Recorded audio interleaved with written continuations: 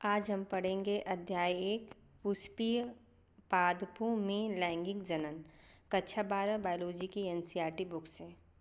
तो आज हम पढ़ते हैं पुष्पीय पादपों में लैंगिक जनन या लैंगिक प्रजनन। क्या हम भाग्यशाली नहीं हैं कि पादप लैंगिक प्रजनक हैं? असंख्य प्रकार के पुष्प जिन्हें हम आनंद से टकटकी लगाकर देखते सूंघते हैं तथा जिनकी महक से हम मदहोश हो जाते हैं और उनके भरपूर रंग आदि, यह सभी बातें उनके लैंगिक प्रजनन में सहायक होती हैं। पुष्प का अस्तित्व मात्र हमारे उपयोग के लिए नहीं है। सभी पुष्पीय पादप लैंगिक प्रजनन प्रदर्शित करते हैं। पुष्प क्रमों, पुष्पों तथा पुष्पीय अंगों की संरचना की विविधता पर एक दृष्टि डालें तो वे अनुकूल की एक व्यापक परिधि को दर्शाते हैं ताकि लैंगिक जनन का अंतिम उत्पाद फल और बीज की रचना सुनिश्चित हो सके। आइए इस अध्याय में अकारिकी संरचना तथा पुष्पीय पादपों यानी आवृतबीजियों में लैंगिक प्रजनन के प्रक्रम को समझें। पुष्पीय आवृतबीजियों का एक आकर्षक अंग। प्राचीन काल से ही पुष्पों के साथ मानव का निकटस्थ संबंध रहा है। मानव के लिए पुष्प सौंदर्य विषयक, आभूषणात्मक, सामाजिक, धार्मिक तथा सांस्कृतिक महत्व की वस्तु रहा है। ये मानव द्वारा प्रेम, अनुराग, प्रशंसा, विषाद एवं शोक आदि की अभिव्यक्ति को प्रदर्शित करने के प्रतीक रहे हैं। कम से कम ऐसे 5 पुष्पों की सूची बनाएं जिनका आभूषणात्मक, श्रृंगारिक महत्व हो तथा जिन्हें घर में बगीचों में उगाया जाता हो। आप 5 उन पुष्पों का भी पता करें जिन्हें आपके परिवार एवं सामाजिक एवं सांस्कृतिक उत्सवों के दौरान उपयोग किया जाता हो। क्या आपने कभी पुष्पों की खेती, फ्लोरिकल्चर या पुष्पकृषि के बारे में सुना है? इसका क्या तात्पर्य है? एक जीव वैज्ञानिक के लिए पुष्प अकारिकीय एवं भ्रूणकीय यानी भ्रूणीय, आश्चर्य तथा लैंगिक जनन स्थल है। आपने कक्षा 11 में एक पुष्प के विभिन्न अंगों के बारे में अध्ययन किया है। चित्र 1.1 आपको एक प्ररूपी पुष्प के विशिष्ट अंगों को पुनः स्मरण करने में सहायक होगा। क्या आप एक पुष्प के 2 अंगों के नाम बता सकते हो जिनमें लैंगिक जनन विकास के लिए सर्वाधिक महत्वपूर्ण वाली 2 इकाइयाँ होती हैं? तो चलिए हम देख लेते हैं चित्र 1.1। तो ये पुष्प के एलियस काट है यानी लंबवत काट है। ठीक है, लंबवत काट है जिसमें दिखाया गया है। ये द्विलिंगी पुष्प के बारे में दिखाया, द्विलिंगी यानी बाइसेक्सुअल फ्लावर है जिसमें male sex organ, female sex organ दोनों हैं। तो जो फीमेल सेक्स ऑर्गन यानी फीमेल सेक्स ऑर्गन है तो उसके कितने पार्ट होते हैं? 3 पार्ट होते हैं, अंडाशय, वर्तिका एंड वर्तिकाग्र। ठीक है, उसके बाद है फीमेल सेक्स ऑर्गन जिसको क्या बोलते हैं? पुंकेसर। ठीक है, पुंकेसर यानी पंखुड़ी, जिसको दिखाया गया पंखुड़ी और तंतु। ठीक है, और उसको परागकोश। बाकी और क्या है? ये जो येलो कलर में दिख रहा है वो पंखुड़ी है, बाकी ये जो ग्रीन कलर उठे हुए भाग है तंतु के ऊपर वो परागकोश है। ठीक है, अभी ये हुआ। और जो ग्रीन पार्ट दिखता है फ्लावर का उसको बोलते हैं बायदल। ठीक, अब हम बात करेंगे निषेचन पूर्व संरचनाएं एवं घटनाएं। ठीक, पादप में वास्तविक रूप से पुष्प विकसित होने से पूर्व यह तय हो जाता है कि पादप में पुष्प आने वाले हैं। अनेकों हार्मोनल तथा संरचनात्मक परिवर्तनों की शुरुआत होने लगती है जिसके फलस्वरूप पुष्पीय आधक फ्लोरल प्राइमोर्डियम के मध्य विभेदन एवं अग्रिम विकास प्रारंभ होते हैं। पुष्प क्रम की संरचना होती है जो पुष्पीय कलिकाएं और बाद में पुष्प को धारण करती हैं। पुष्प में नर एवं मादा जनन संरचनाएं पुमंग तथा जायांग विभेदित एवं विकसित रहती हैं। आप याद करें कि पुमंगों से भरपूर पुंकेसरों का गोला एक चक्कर नर जनन अंग तथा जायांग स्त्री मादा जनन अंग का प्रतिनिधित्व करता है। अब हम बात करें पुंकेसर यानी जिसमें लघु बीजाणुधानी होती है, जिसके अंदर लघु बीजाणुधानी क्या होते हैं? परागकण का फॉर्मेशन होता है। एक विशिष्ट पुंकेसर 2 भागों में विभक्त होता है। जैसे पुंकेसर का स्ट्रक्चर 2 लंबा एवं पतला डंठल तंतु जिसको फिलामेंट कहलाता है तथा अंतिम सिरा समांतर द्विपालित संरचना परागकोश कहलाता है। ठीक, तंतु का समीपस्थ छोर पुष्प के पुष्पासन या पुष्पदल से जुड़ा होता है। पुंकेसरों की संख्या एवं लंबाई विभिन्न प्रजाति के पुष्पों में क्या होती है, भिन्न होती हैं। अगर आप 10 पुष्पों से एक एक पुंकेसर एकत्र करें और उन्हें एक स्लाइड पर रखें तो आप देखेंगे कि इनके आकार में बहुत विभिन्नता है, जो प्रकृति में विद्यमान एक विच्छेदन सूक्ष्मदर्शी से प्रत्येक पुंकेसर का सावधानीपूर्वक अवलोकन तथा स्पष्ट चित्र के माध्यम से विभिन्न पुष्पों में परागकोशों के जुड़ाव एवं आकार की व्यापकता को समझा जा सकता है। एक प्रारूपिक आवृतबीजी परागकोश द्विपालित होते हैं तथा प्रत्येक पाली में 2 कोष्ठ होते हैं, अर्थात ये द्विकोष्ठी होते हैं। प्रायः एक अनुलंब खांच प्रवारक कोष्ठ को अलग करते हुए लंबवत गुजरता है। आइए परागकोश के एक अनुप्रस्थ काट में विभिन्न प्रकार के ऊतकों तथा अनेक संयोजन को समझें। एक परागकोश की द्विपालित प्रकृति परागकोश के अनुप्रस्थ काट में बहुत ही पृथक एवं सुव्यवस्थित होती है। परागकोश में 4 दिशीय चतुष्कोणीय संरचना होती है, जिसमें 4 कोनों पर लघु बीजाणुधानी समाहित होती हैं, जो प्रत्येक पाली में 2 होती हैं। यह लघु बीजाणुधानी आगे विकसित होकर परागपुटी पॉलिन सेक्स बन जाती है। यह अनुलंबवतः एक परागकोश की लंबाई तक विस्तारित होते हैं और पराग कणों से ठसाठस भरे होते हैं। ये परागकोश की संरचना जिसको टीएस दिया गया, जिसमें बाइलोब्ड स्ट्रक्चर, जिसमें कितने 4 पराग लघु बीजाणुधानियाँ हैं, 1 2 3 4, जिसमें क्या बनते हैं, परागकण बनते हैं। ठीक है, कितने परागकोश होते हैं, 4 परागकोश होते हैं, जिसमें परागकण का फॉर्मेशन होता है। अब हम लघु बीजाणुधानी की संरचना देखेंगे। ठीक, एक अनुप्रस्थ काट में प्ररूपी लघु बीजाणुधानी बाह्य रूप से लगभग गोलाई में प्रकट होती है। ये समांतर 4 भित्ति परतों से आवृत होती हैं। एपिडर्मिस, बाह्य त्वचा, इंडोस्थेसियम, अंतःशिशियम, मध्य परत तथा टेपिटम। बाहर की ओर की 3 परतें संरक्षण प्रक्रिया का कार्य करती हैं तथा परागकोश के स्फुटन में मदद कर परागकण अवमुक्त करती हैं। इसकी सबसे आंतरिक परत टेपिटम होती है। यह विकासशील परागकणों को पोषण देती है। टेपिटम की कोशिकाएं सघन जीवद्रव्य साइटोप्लाज्म से भरी होती हैं और सामान्यतः एक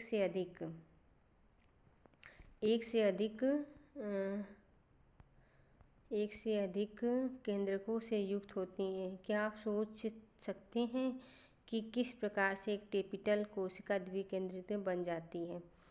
तो वही उसका पूरा डायग्राम दिखाया गया है। किसका? एक आवश्यक परागकोश का अनुप्रस्थ काट दिखाया गया है, जिसमें बाइलोब्ड 2 लोब हैं, जिसमें एक लोब में 2 बीजाणुधानी है और एक लोब में 2 यानी 4 बीजाणुधानी है, जिसमें परागकण का फॉर्मेशन होता है। ठीक, और उसकी लेयर को दिखाया गया है। कितनी लेयर होती हैं? 3 लेयर होती हैं, अंतःत्वचा, अंतःशिशियम, मध्य पर। ठीक है, उसके अंदर लघु बीजाणु मात्र कोशिकाएं होती है। लघु बीजाणु मात्र कोशिका बाहर एक टेपिटम की लेयर होती है, जो लघु बीजाणु मात्र कोशिकाओं क्या करती है, रक्षा करती है। जब एक परागकोश अपरिपक्व होता है तथा घने सुबंध सजातीय कोशिकाओं का समूह, जिसे बीजाणु जन ऊतक कहते हैं, लघु बीजाणुधानी के केंद्र में स्थित होता है। लघु बीजाणु जनन क्या होता है? अब हमको पढ़ना है लघु बीजाणु जनन क्या है। जैसे जैसे पराग विकसित होता है, बीजाणु जन ऊतकों की कोशिकाएं अर्धसूत्री विभाजन द्वारा सूक्ष्म बीजाणु चतुष्टय बनाती है। चतुष्टय की कोशिकाओं की सूत्र गुणता क्या होगी? जैसा कि बीजाणुजन ऊतकों की प्रत्येक कोशिका एक लघु बीजाणु चतुष्टय की वृद्धि करने में सक्षम होती है। प्रत्येक कोशिका एक सक्षम पराग मात्र कोशिका होती है। एक पराग मात्र कोशिका से अर्धसूत्री विभाजन द्वारा लघु बीजाणु के निर्माण की प्रक्रिया को लघु बीजाणुधानी कहते हैं। जैसा कि लघु बीजाणु रचना के समय 4 कोशिकाओं के समूह में व्यवस्थित होते हैं उन्हें लघु बीजाणु या चतुष्क कहते हैं। जैसे ही परागकोश परिपक्व एवं स्फुरित होता है तब लघु बीजाणु एक दूसरे से विलग हो जाते हैं और परागकणों के रूप में विकसित हो जाते हैं। प्रत्येक लघु बीजाणु धानी के अंदर कई हजार लघु बीजाणु और परागकण निर्मित होते हैं। परागकण जो परागकोश के स्फुटन के साथ मुक्त होते हैं। तो ये देखिए कुछ परागकणों की संरचना इलेक्ट्रॉन सूक्ष्मदर्शी द्वारा दिखाई गई है कि परागकण की संरचना कैसी होती है। देखिए कैसे कैसे होते हैं, ये सारे परागकण की संरचनाएं आती हैं। अब हमको पढ़ना है परागकण। ठीक है, परागकण नर युग्मोद्भिद का प्रतिनिधित्व करता है। यदि आप हिबिस्कस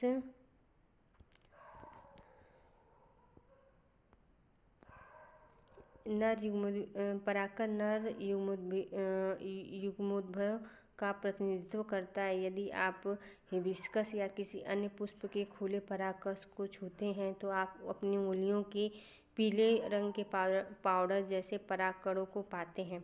एक कांच की स्लाइड पर एक बूंद पानी डालकर उस पर यह परागकण छिड़कें और एक सूक्ष्मदर्शी में देखें। आप निश्चित रूप से आश्चर्यचकित हो जाएंगे कि विभिन्न प्रकार की प्रजातियों के परागकण विन्यास, आकार, रूप, रंग एवं बनावट में भिन्न दिखते हैं। परागकण सामान्यतः गोलाकार यानी गोलीय होते हैं, जिनका व्यास लगभग 25 से 50 माइक्रोमीटर होता है। इनमें सुस्पष्ट रूप से दो परत वाली भित्ति होती है। कठोर बाहरी भित्ति को बायचोल कहते हैं, जो कि स्पोरोपोलेनिन से बनी होती है, जो सर्वाधिक ज्ञात प्रतिरोधक कार्बनिक सामग्री है। यह उच्च ताप एवं दृढ़ अम्लों एवं क्षारों के सम्मुख टिक सकती है। अभी तक कोई ऐसा एंजाइम नहीं पता चला है जो स्पोरोपोलेनिन को निम्नीकृत कर सके। परागकण के बायचोल में सुस्पष्ट द्वारक या रंध्र होते हैं, जिन्हें जनन छिद्र कहते हैं, जहाँ पर स्पोरोपोलेनिन अनुपस्थित होते हैं। परागकण जीवाश्मों की भांति बहुत अच्छे से संरक्षित होते हैं, क्योंकि उनमें स्पोरोपोलेनिन की उपस्थिति होती है। बायचोल में प्रतिमानों एवं डिजाइनों की एक आकर्षक सारणी प्रदर्शित की गई है। आपका क्या विचार है? बायचोल सख्त कठोर होना चाहिए? जनन छिद्र के क्या कार्य हैं? परागकण की आंतरिक भित्ति को अंतःचोल कहा जाता है। यह एक पतली एवं सतत परत होती है जो सेल्यूलोज एवं पेक्टिन की बनी होती है। परागकण का जीव द्रव्य यानी साइटोप्लाज्म एक प्लाज्मा भित्ति से आवृत होता है। जब परागकण परिपक्व होता है तब उसमें दो कोशिकाएं, कायिक कोशिका तथा जनन कोशिका समाहित होती है।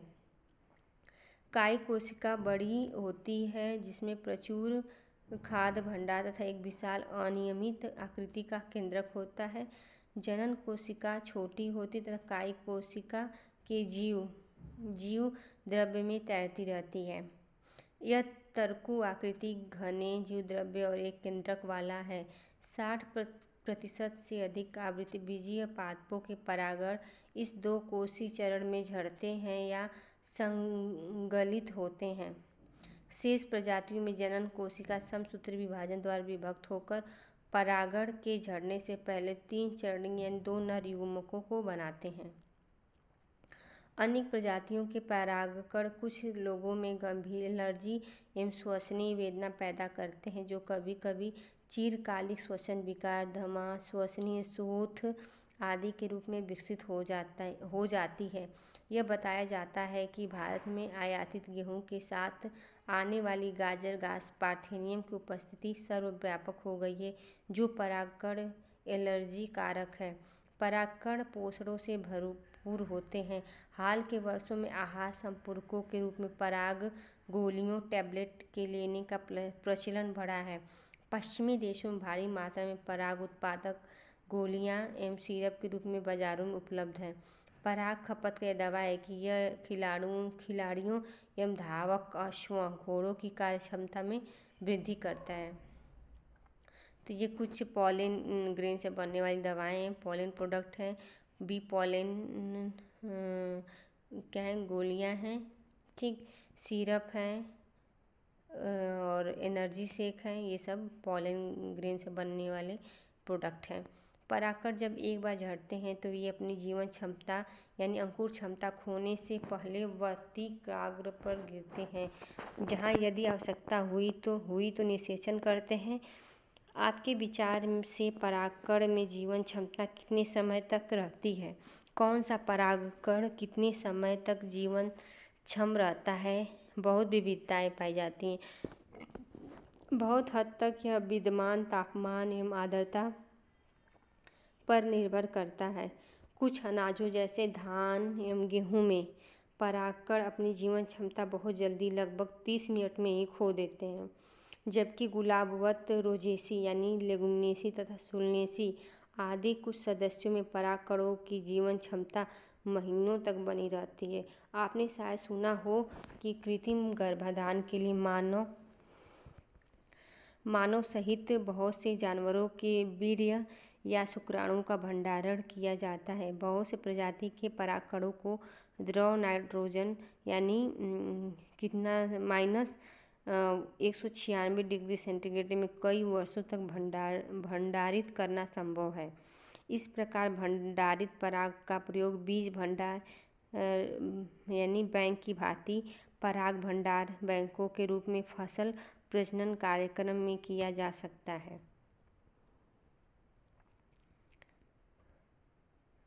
अब हम बात करेंगे स्त्री केसर। स्त्री केसर यानी गुरु बीजाणु धानी यानी बीजांड जिसको बोलते हैं, तथा भ्रूण कोष। जायांग पुष्प की स्त्री जनन अंग का प्रतिनिधित्व करता है। जायांग यानी जो स्त्री का जनन अंग है, जायांग एक स्त्री केसर, एक अंडपी तथा बहुकेसरी बहुअंडपी हो सकते हैं। जायांग कैसे हो सकते हैं? जिसमें एक जायांग उसको बोलेंगे एक अंडपी, जिसमें बहुत सारे जायांग उसको बोलेंगे बहुअंडपी। ठीक है, जहाँ पर एक से अधिक होते हैं वहाँ स्त्री केसर आपस में संकलित युक्तांडपी हो सकते हैं, या फिर वे आपस में स्वतंत्र होते हैं। तो कभी कभी जायांग क्या हो सकते हैं, बहुत सारे होके आपस में कंपोजिट यानी संगलित हो जाएंगे, जुड़ के उसको बोलेंगे युक्तांडपी। तथा कभी कभी क्या होगा, बहुत सारे जायांग होंगे लेकिन आपस में क्या होंगे, अलग अलग होंगे, तो उसको बोलेंगे वियुक्तांडपी। देखिए फिगर में हम लोग देख सकते हैं 1.7 फिगर में। तो ये स्त्री केसर का चित्र है, अंडाशय है। ठीक है, अब इसमें ये बहुत सारे जो स्त्री केसर है इसमें कंपोजिट हो गए हैं, यानी जुड़ गए हैं, जुड़ के बनाए हैं कौन सा बहुअंडपी है। ठीक है, बहुत सारे अंडाशय मिलके यानी बहुत सारे स्त्री केसर मिलके बहुअंडपी मिलके क्या बना है, युक्तांडपी। ठीक है, अब देखिए इसमें भी बहुत सारे अंडक मिलके, लेकिन बहुत सारे अंडक है लेकिन क्या है, अलग अलग है, सारे अलग अलग, तो इसको बोलेंगे वियुक्तांडपी स्त्री केसर। ठीक है, ये तो एक बीजांड का स्ट्रक्चर दिया गया है। तो युक्तांडपी हो सकते हैं या फिर वे आपस में स्वतंत्र वियुक्तांडपी हो सकते हैं। प्रत्येक स्त्री केसर में 3 भाग होते हैं। कितने भाग होते हैं? स्त्री केसर में 3 भाग होते हैं, वर्तिकाग्र, वर्तिका तथा अंडाशय। वर्तिकाग्र परागकणों के अवतरण मंच का काम करता है, मतलब सबसे ऊपरी भाग जो होता है स्त्री केसर का, उसको बोलते हैं वर्तिकाग्र। क्या करता है, अवतरण मंच का काम करता है। वर्तिका एक दीर्घीकृत पतला भाग है जो वर्तिकाग्र के क्या होते हैं, नीचे होता है। स्त्री केसर के आधार पर उभरा हुआ फूला हुआ भाग अंडाशय होता है। अंडाशय के अंदर के गर्भाशय गुहा कोष्ठक होती है। गर्भाशय गुहा के अंदर की ओर एक अपरा यानी नाल स्थित होती है। आप कक्षा 11 में पढ़े हुई अपरा की परिभाषा में प्रकारों का स्मरण करें। अपरा से उत्पन्न होने वाली दीर्घ बीजाणुधानी सामान्यतः बीजांड कहलाती है। एक अंडाशय में बीजांड की संख्या एक ठीक, जैसे गेहूँ, धान, आम में क्या होते हैं, बीजांड की संख्या 1 हो सकती है, लेकिन अनेक पौधों जैसे पपीता, तरबूज, आर्किड में बहुत सारी हो सकती हैं। तो बात करेंगे गुरु बीजाणुधानी यानी बीजांड की। आइए एक प्ररूपी आवृतबीजी बीजांड की संरचना से परिचित होवें। बीजांड एक छोटी सी संरचना है जो एक वृत्त या डंठल, जिसे बीजांड वृत्त कहते हैं, द्वारा अपरा से जुड़ी होती है। बीजांड की काया बीजांड वृत्त के साथ नाभिका नामक क्षेत्र में संगलित होती है।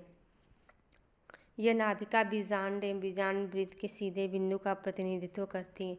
प्रत्येक बीजांड में एक या दो से अध्यावरण नामक संरक्षक आवरण होते हैं। यह अध्यावरण बीजांड को चारों ओर से घेरे होता है। केवल बीजांड द्वार नामक आयोजित छोटे से रंध्र को छोड़कर अध्यावरण बीजांड को चारों तरफ से घेरे रहता है। बीजांड द्वारी सिरे के ठीक विपरीत निभाग यानी चलेजा होता है, जो बीजांड के आधारी भाग का प्रतिनिधित्व करता है। अध्यावरणी से घिरा हुआ कोशिकाओं का एक पुंज होता है, जिसे बीजांडकाय कहते हैं।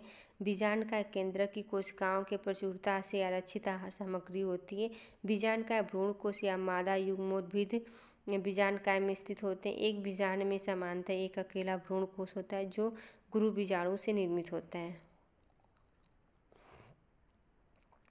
अब गुरु बीजाणु जनन यानी गुरु बीजाणु मात्र कोशिकाओं से गुरु बीजाणुओं की रचना के प्रक्रम को गुरु बीजाणु जनन कहते हैं। बीजांड प्राय एक अकेले गुरु बीजाणु मात्र कोशिका से बीजांडकाय के बीजांड द्वारी क्षेत्र में विलग होते हैं। यह एक बड़ी कोशिका जो सघन जीव द्रव्य से समाहित एवं सुस्पष्ट केंद्रक युक्त होती है। गुरु बीजाणु मात्र कोशिका अर्धसूत्री विभाजन से गुजरती है। गुरु बीजाणु मात्र कोशिका अर्धसूत्री विभाजन से गुजरने का क्या महत्व है? अर्धसूत्री विभाजन के परिणाम से 4 गुरु बीजाणुओं का उत्पादन होता है। स्त्री मादा युग्मोद्भिद यानी अधिकांश पुष्पी पादपों में गुरु बीजाणुओं में से एक कार्यशील होता है, जबकि 3 अपविकसित अभ्रष्ट हो जाते हैं। केवल कार्यशील गुरु बीजाणु स्त्री मादा युग्मोद्भिद भ्रूण कोश के रूप में विकसित होता है। एक अकेले गुरु बीजाणु से भ्रूण कोश के बनने की विधि को एक बीजाणु विकास कहा जाता है। बीजांडकाय की कोशिकाएं गुरु बीजाणु मात्र कोशिका, क्रियाशील गुरु बीजाणु तथा मादा युग्मोद्भिद की सूत्र गुणता क्या होगी? आइए भ्रूण कोश के निर्माण में का थोड़ा और विस्तार से अध्ययन करें। क्रियाशील गुरु बीजाणु के केंद्रक समसूत्री विभाजन के द्वारा 2 केंद्रकीय न्यूक्लियाई बनाते हैं, जो विपरीत ध्रुवों को चले जाते हैं और 2 न्यूक्लिएट केंद्रीय भ्रूण कोश की रचना करते हैं। 2 अन्य क्रमिक समसूत्री केंद्रीय विभाजन के परिणामस्वरूप 4 केंद्रीय न्यूक्लिएट और तत्पश्चात 8 केंद्रीय भ्रूण कोश की रचना करते हैं। यहाँ पर ध्यान देना महत्वपूर्ण है कि सूत्री विभाजन सही अर्थों में मुक्त केंद्रक है, जो केंद्रीय विभाजन से तुरंत ही कोशिका वृत्ति रचना द्वारा नहीं अनुपालित किया जाता है। 8 न्यूक्लिएट चरण के पश्चात कोशिका वृत्ति की नींव पड़ती है, जो विशिष्ट मादा युग्मोद्भिद या भ्रूण कोश के संगठन का रूप लेती है। भ्रूण कोश के भीतर कोशिकाओं के वितरण का अवलोकन कीजिए। 8 में से 6 न्यूक्लियाई भित्ति कोशिकाओं से घिरी होती है और कोशिकाओं में संयोजित रहते हैं। शेष बचे 2 न्यूक्लियाई, जिसको ध्रुवीय न्यूक्लियाई कहते हैं, जो अंड उपकरण के नीचे बड़े केंद्र की कोशिका में स्थित होते हैं। अब ये फिगर देख लेते हैं, जिसमें बीजांडकाय के सेल गुरु बीजाणु मात्र कोशिका है। गुरु बीजाणु मात्र कोशिका में क्या होगा? मियोसिस डिवीजन होगा, अर्धसूत्री विभाजन होगा, जिसके पश्चात 4 गुरु बीजाणु बनेंगे। अब 4 गुरु बीजाणु में से 3 क्या हो जाएंगे? डीजनरेट हो जाएंगे। एक बचता है, जिसमें 3 बार माइटोसिस डिवीजन होगा, 3 बार अर्धसूत्री विभाजन होगा, समसूत्री विभाजन। तो 1 से 2, 2 से 4, 4 से 8 न्यूक्लियाई बनेंगे। ठीक है। और ये जो एक गुरु बीजाणु बचता है, जो क्या बनाता है? भ्रूण कोश बनाता है। ठीक, 8 न्यूक्लियाई बनेंगे, जिसमें 8 न्यूक्लियाई में से ऊपर एक अंड कोशिका, एक कोशिका वृत्ति के द्वारा घिर जाता है, जिसको अंड बोलते हैं, तथा 2 उसके अगल बगल की कोशिकाएं, जिसको सहायक कोशिकाएं बोलते हैं। बीच में 2 केंद्रीय की कोशिका होती है और बीच में 2 ध्रुवीय केंद्रक होते हैं। ठीक है। ये किसी कोशिका वृत्ति से घिरे नहीं होते हैं। बाकी नीचे वाले जो एंटीपोडल सेल बोलते हैं, ये भी मतलब कोशिका वृत्ति से घिर जाती है, लेकिन जो ध्रुवीय केंद्रक होते हैं कोशिका वृत्ति से नहीं घिरे होते हैं। इसमें फिर डिवीजन करके ऐसे एक एम्ब्रियो सेक यानी भ्रूण कोश का रचना करेंगे। ठीक है।